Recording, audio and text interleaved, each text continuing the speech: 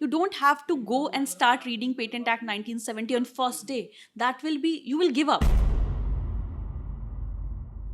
Hello and welcome to the Patkey Show. In this show, we answer tips and tricks to qualify Indian Patent Agent examination conducted by Government of India. Hi, I'm your host Cheshta Sharma, and this is Kirtiman Sharma. And welcome to the new episode of Patkey Show.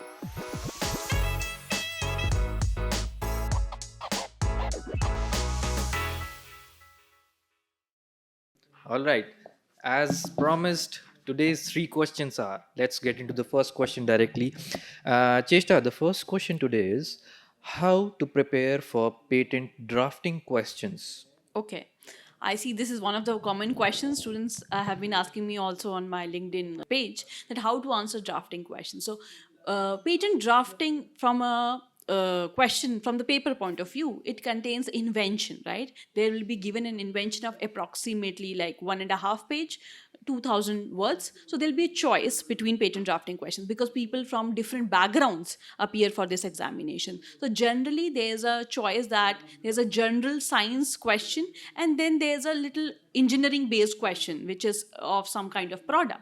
So let's talk about in previous years. So there has been a choice between, let's say that one invention was of composition of a shampoo, and this was a choice given between design of a water sprinkler in a garden, right? So first of all, you have to understand that what is your background, which area you are comfortable with while answering the drafting question. So you have to choose. The first step is to choose that which type of invention you are able to understand. If you are from engineering background, generally students would prefer some design which has a lot of technical specification, because from engineering perspective it is easily to comprehend that. If you are from general science background, then yes, here shampoo composition, which is of basic level chemistry and science from 11th and 12th level, which is also very easy to understand. Then step number 2 is reading the invention with patience, right? Take a pencil or a pen in your hand and try to read it. There's no need to hurry, because hurry will not solve your purpose. You have to read each and every line. So devote 10 minutes to read those words and try to understand what is the invention. Third pointer is try to identify what are the novel features of that invention as compared to the previous invention which is described, right? So it is easy language. So there's no need to panic, or there's no need to worry that time is ticking off. No. Generally, a patent drafting question, you can keep yourself 40 minutes, right? So 10 minutes, 15 minutes will go in reading, okay? Then once you are reading, try to identify the novel points, right? So try to identify 5 novel points. That is enough, because you don't have to draft more than 5 claims in the paper, right? In actuality, we have to draft all the claims when we actually draft a patent for a client. But from an examination point of view, you have to draft just 5 claims. That means if you are able to identify 5 novel points, you are good to go, right? Then you can do a little bit of your rough work, that these are the points, and then create one independent claim and create 4 dependent claim on the invention. That's it, you're good to go. And apart from that, there'll be just a title which you need to draft and 5 claims, and that's it. In All 40 right. minutes you will be able to answer this question very very easily.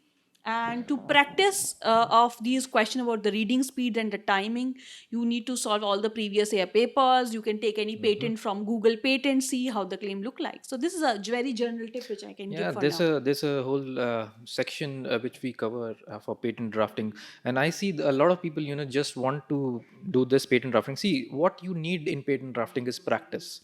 Patent drafting, I read somewhere it was written that it is as much as a science, then also it is also an art, Yes. because patent drafting is something that whatever is written in the draft, that is only the thing which is protected. Right.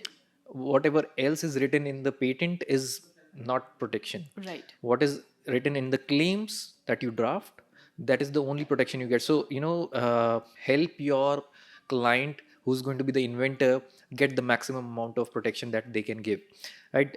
We'll probably do a detailed video. I Sure. think Sure. these now questions are not no more those questions that they want to fill the patent agent examination and they are not able to fill.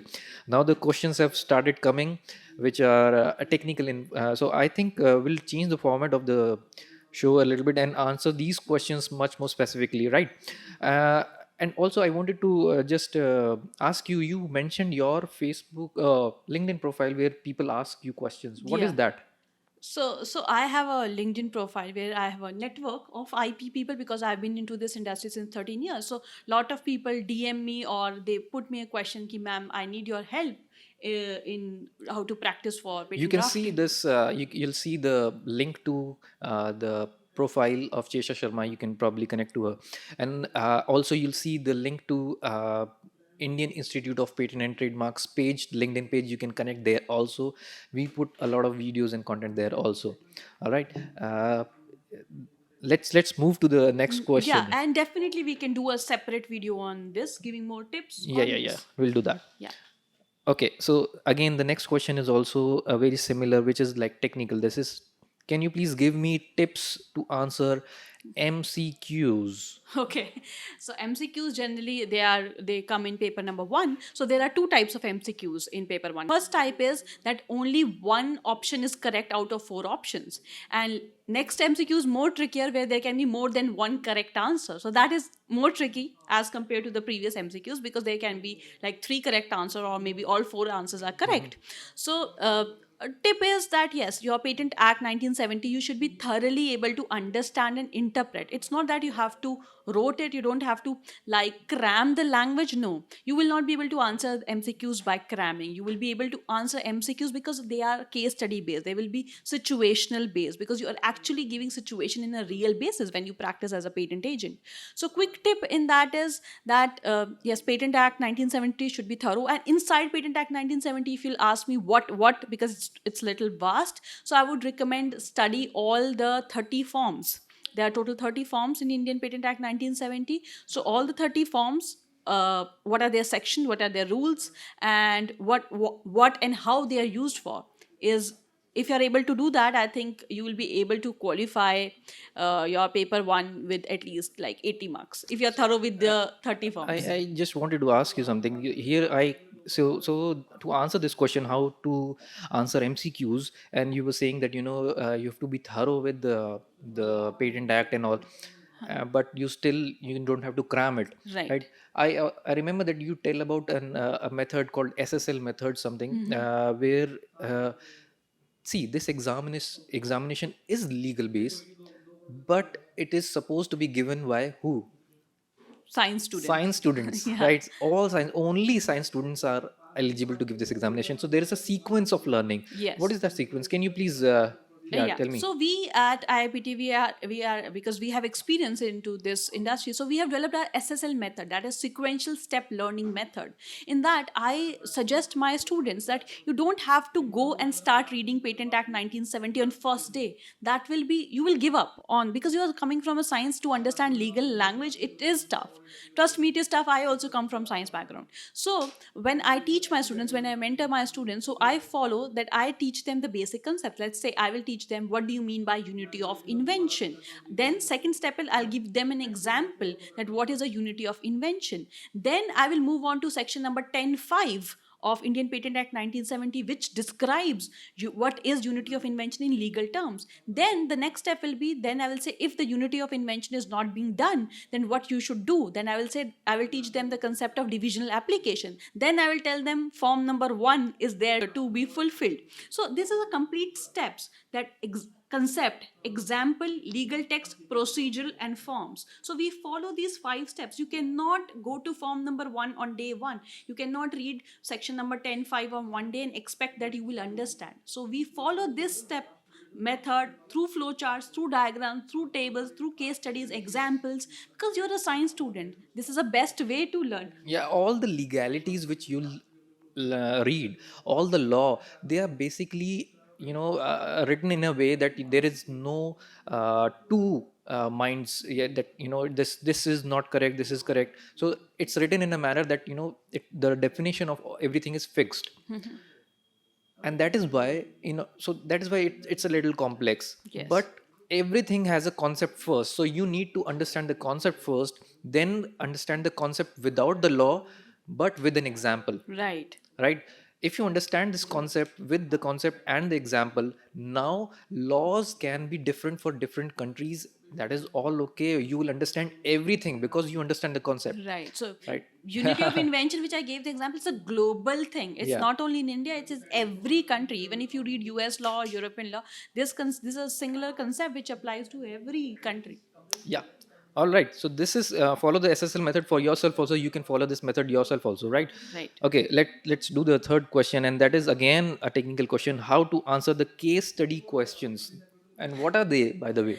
Okay, so paper number 2 has two types of question. One are case studies based question and one is patent drafting. So case study based questions are like one questions of 10 marks, right? So they give you a very long situation which you will actually face when you practice as a patent agent. For example, there'll be a situation that a client has approached to you with his invention of, let's say, water bottle, and he wants to file patent in India, US, Australia, Japan, China. So as a patent agent, what would be your advice?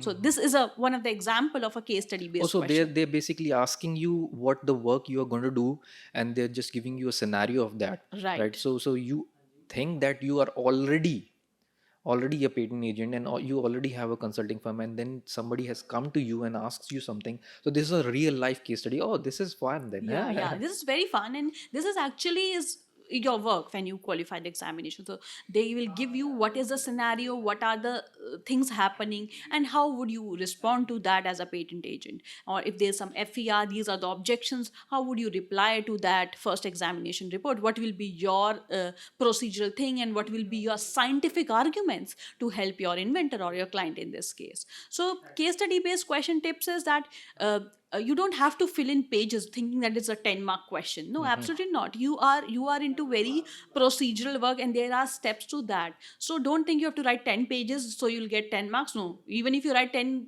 pages and that makes no sense, you will get 0 marks. The step, so in our SSL method, we follow the flowchart method. So for everything, there's a flowchart, there's a diagram, there's a table. So and also because we have to do time management, so we cannot waste our time in writing pages. So I always recommend, once you get the situation, remember what was the flowchart which we mentored you, which I told you in the class. Just draw that flowchart, write the necessary form, fees, details, and good to go. Maybe your answer will come in one page, and that's it. Okay, so that brings us to the end of this show. But remember, you can ask your questions in the comments below. And also, if in once, at least in your lifetime, you want to qualify this examination, you want to prepare this for this examination seriously, I would seriously consider that you join the masterclass, which is free. The link is down below, and you can see that link. You can join this masterclass. All of your doubts will be cleared, your job opportunities and everything will be cleared. And then, at least once you should prepare for this examination seriously in your life. Right? That's it for me. And Cheshta, Thank you so much. bye.